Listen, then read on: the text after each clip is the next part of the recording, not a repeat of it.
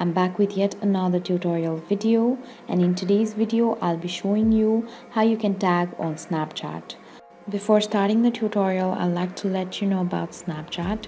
It's an app where you can take pictures or videos, add filters, lenses or other effects and share them with your friends. Now open up Snapchat app on your phone. After you open up the app, be sure that you're logged into your account. Then, to take picture, tap on the big white circle, and if you want to take a video, tap and hold on the big white circle. After you are done, tap on the text icon which is on top right of your screen. Then tap on @ and enter the username of the person that you want to tag.